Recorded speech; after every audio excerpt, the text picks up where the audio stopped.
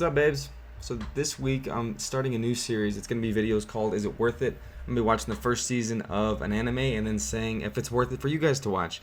That being said, I assume that most people watching this have already watched this one. Week one's going to be Jujutsu Kaisen and why I think or why I don't think that you should watch it. I'm going to start out by giving my verdict. You should absolutely watch this. I think the comedy mixing with the great characters that it has is amazing.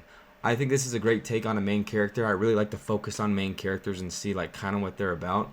Very simplistic is what I like for a main character. Nice and simple with motives that aren't really too defined yet, that we can get there in a little bit, but someone who just kind of is down to fight, down to learn, and has this amazing ability to grow. And mix that in with kind of a weird thing going on. I don't want to spoil it, but a weird thing that it's the first episode. They swallow a finger from the greatest cursed demon ever, the king, Saikuno, and becomes broken. And he is able to use that ability in different times, and sometimes he's not able to control it at all, and he runs free.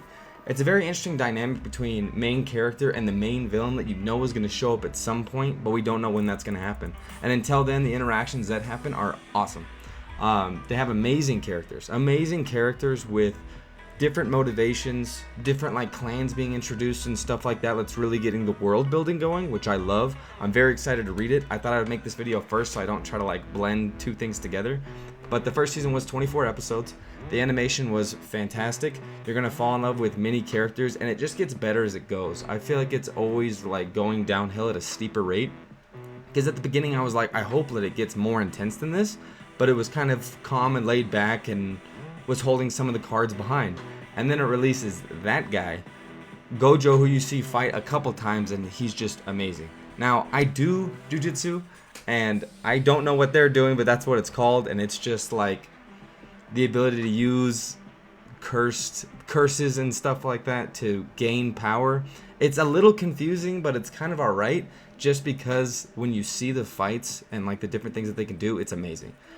Domain expansion. I think that's going to be really, really awesome. I look forward to reading because I'm sure there's plenty more where somebody's just able to create a domain or an area that's different. Like there's one volcano guy and he takes you to the center of a volcano, let everyone like burst into flames except a certain special somebody, but I won't spoil that. Toto is another one of my very favorite characters. He's amazing, very simple at the same time, weird too, but lovable. Megumi and Nobara, the partners of the boy Yuji over here, who is the main character. Great main character look, by the way. Big fan. Plus all of the additions with the Demon King being inside of him. Very interesting. Those main characters, they have their own kind of like backstories or side stories, what's going on. Megumi interests me the most just because even Sakuna himself said that, I don't know why you're wasting your own potential, like you can do some stuff. And recently we saw some crazy stuff being done, and his power specifically is amazing, so I'm looking forward to that. But not enough good things to say about this anime. I just think you have to watch it.